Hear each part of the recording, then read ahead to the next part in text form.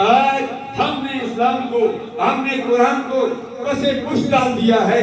وہ زمانے میں معزز سے مسلمان ہو کر ہم ذلیل و خوار ہوئے، تارے کے قرآن ہو کر آج ہم نے قرآن اور حدیث مصطفیٰ کو پس پش ڈال دیا ہے۔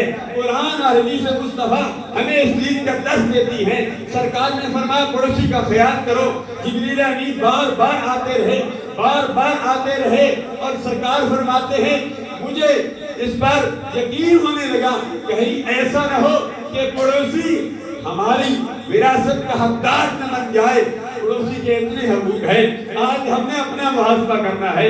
ہم اپنے پڑوسی کے حقوق کیسے ادا کر رہے ہیں؟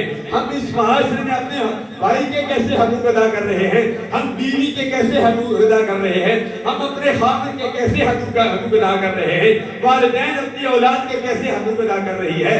اولاد اپنے والدین کا کیسے حقوق ادا کر رہی ہے؟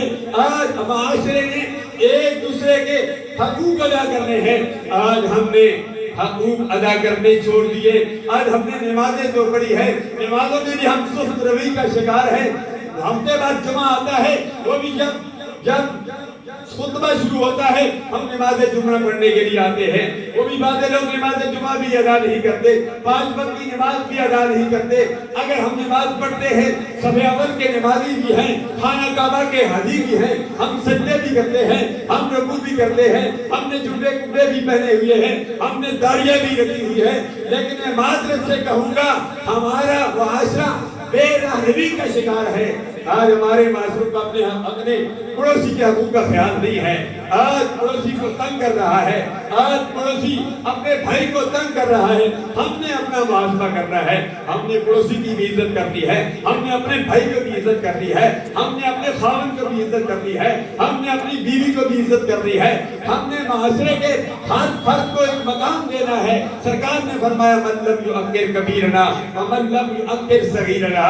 ضرورت اس امر کی ہے کہ ہم اپنی زندگی یاد خدا اور عشق مصطفیٰ میں گزار دیں۔ ہم اپنی زندگی میں اپنے ہر قول فعل کا محاسبہ کریں تو ہم اس دنیا میں بھی کامیاب ہو سکتے ہیں، ہم آخرت میں بھی کامیاب ہو سکتے ہیں۔ اللہ تعالیٰ ہم سب